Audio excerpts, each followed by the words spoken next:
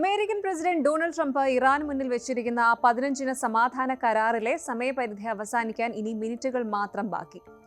ഇതൊരു സാധാരണ കരാറല്ല. ഒരേ സമയം സമാധാനത്തിന്റെ വെള്ളരിപ്രാവിനെയും യുദ്ധത്തിന്റെ വാളിനെയും ഒരേ തട്ടിൽ വെച്ചുകൊണ്ടുള്ള ട്രംപിന്റെ ഒരു ഹൈ സ്റ്റേക്സ് ഗാംബ്ലിംഗ് ആണിത്. ഒരു താൽക്കാലിക വെടിനിർത്തൽ പ്രഖ്യാപിച്ചുകൊണ്ട് ട്രംപ് ഇറാനെ ചർച്ചയ്ക്ക് വിളിക്കുമ്പോൾ മറുവശത്ത് ഓപ്പറേഷൻ എപ്പിക് ഫ്യൂറി എന്ന പേരിൽ അമേരിക്കൻ സൈന്യം സർവ്വസജ്ജമായി നിൽക്കുകയാണ്. എന്താണ് ഈ 15 നിബന്ധനകൾ? ഇറാൻ നൽകിയ സർപ്രൈസ് എന്താണ്? പരിശോധിക്കാം. പശ്ചിമേഷ്യ എന്നും ഒരു കടലാണ്. എന്നാൽ 2026 ഈ ആദ്യ പാദത്തിൽ ലോകം സാക്ഷ്യം വഹിക്കുന്നത് മുമ്പ് കണ്ടിട്ടില്ലാത്ത വിധം സങ്കീർണവും നാടകീയവുമായ ഒരു നയതന്ത്ര നീക്കത്തിനാണ്.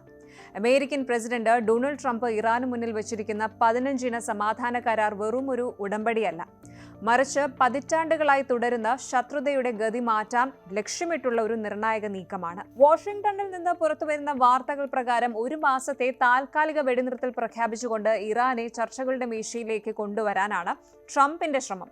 എന്നാൽ ഈ സമാധാന വാഗ്ദാനത്തിന് പിന്നിൽ അതിശക്തമായ ഉപാധികളും സൈനികമായ ജാഗ്രതയും ഒളിഞ്ഞിരിപ്പുണ്ടെന്നതാണ് വസ്തുത.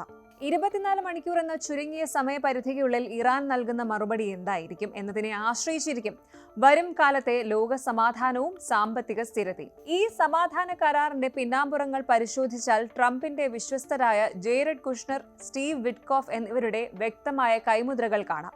എബ്രഹാം ഉടമ്പടികളിലൂടെ പശ്ചിമേഷ്യയിൽ പുതിയ ചലനങ്ങൾ സൃഷ്ടിച്ച അതേ തന്ത്രമാണ് ഇറാൻ വിഷയത്തിലും അമേരിക്ക പയറ്റുന്നത്.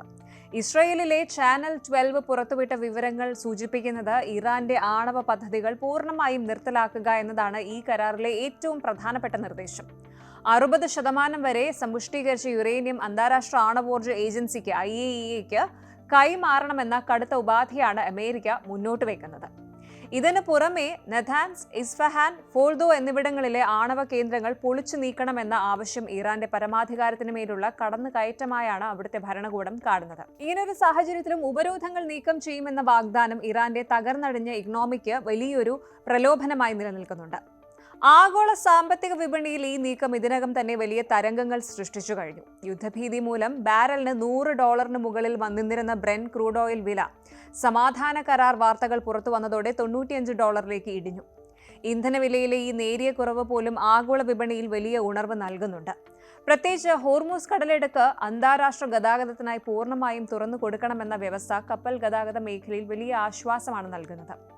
ലോകത്തിലെ എണ്ണ വിതരണത്തിന്റെ പ്രധാന ഭാഗം കടന്നുപോകുന്ന ഈ പാതയുടെ സുരക്ഷ ഉറപ്പാക്കുന്നത് ആഗോള ഇന്ധന ശൃംഖലയെ ശക്തിപ്പെടുത്താൻ സഹായിക്കും. ശരിക്കും ട്രംപിന്റെ ഈ ഒരു ബിഗ് ഡീല് യാഥാർത്ഥ്യമാവുകയാണെങ്കിൽ അത് അമേരിക്കൻ ഡോളറിന്റെ മൂല്യം ഉയർത്തുകയും ഓഹരി വിപണികളിൽ സ്ഥിരത കൈവരിക്കാൻ സഹായിക്കുകയും ചെയ്യും.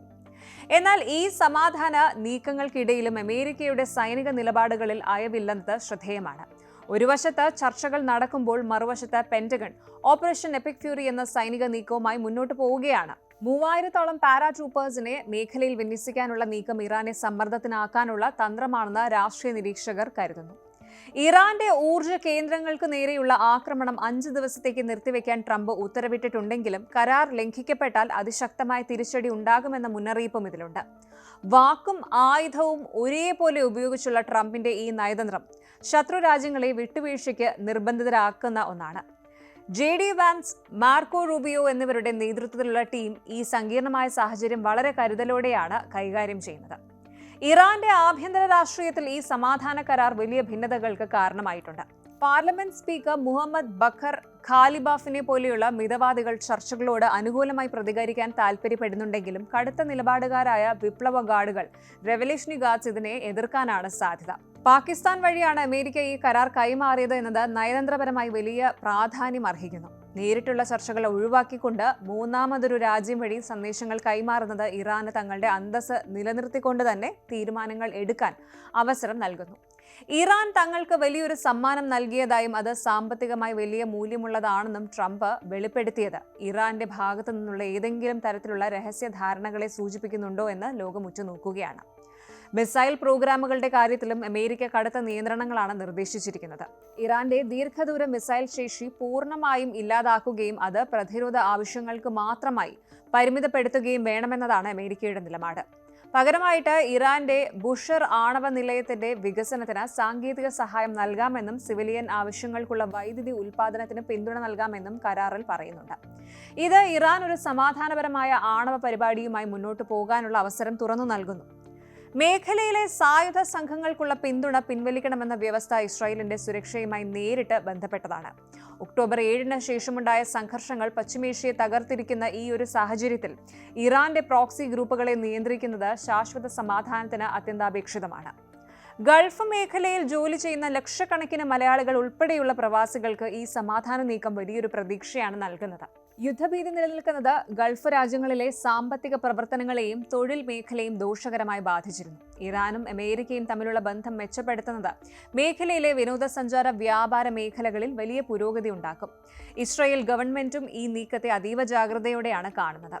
ഇറാന്റെ ആണവ ഭീഷണി ഇല്ലാതാക്കുന്ന ഏത് കരാറിനെയും ബെന്യാമിൻ നെതന്യാഹുവിന്റെ ഗവൺമെന്റ് സ്വാഗതം ചെയ്യുന്നുണ്ടെങ്കിലും കരാറിലെ സ്നാപ്പ് ബാക്ക് സംവിധാനം ഒഴിവാക്കണമെന്ന ഇറാന്റെ ആവശ്യം ഇസ്രായേലിനെ ആശങ്കപ്പെടുത്തുന്നുണ്ട്.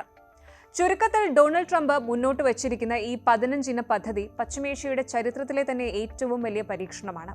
24 മണിക്കൂർ എന്ന സമയപരിധി അവസാനിക്കാൻ ഇനി ഏതാനും നിമിഷങ്ങൾ മാത്രം ബാക്കി നിൽക്കെ ലോകം ശ്വാസം അടക്കി പിടിച്ചിരിക്കുകയാണ്. ഈ കരാർ അംഗീകരിക്കപ്പെട്ടാൽ അത് ട്രംപിന്റെ നയതന്ത്ര വിജയമായി മാറുകയും ലോകക്രമത്തിൽ വലിയ മാറ്റങ്ങൾ കൊണ്ടുവരികയും ചെയ്യും. എന്നാൽ ഇറാൻ ഇത് നിരസിക്കുകയാണെങ്കിൽ മേഖല വീണ്ടും വലിയൊരു യുദ്ധത്തിന്റെ നിഴലിലേക്ക് നീങ്ങും. ശാശ്വത സമാധാനത്തിനായുള്ള ഈ നീക്കം വെറും ഒരു നാടകമാണോ അതോ യാഥാർത്ഥ്യമാണോ എന്ന് വരും മണിക്കൂറുകൾ തെളിയിക്കും. പുകപടലങ്ങൾ ഉയരുന്ന ഇറാന്റെ എണ്ണശേഖരങ്ങളിൽ നിന്ന് സമാധാനത്തിന്റെ വെള്ളരിപ്രാവുകൾ പറന്നുയരുമോ അതോ യുദ്ധകാഹളം മുഴങ്ങുമോ എന്നതാണ് ഇപ്പോഴത്തെ പ്രധാന ചോദ്യം. കൂടുതൽ വാർത്തകൾക്ക് news 18 Keralam YouTube channel subscribe ചെയ്യുക.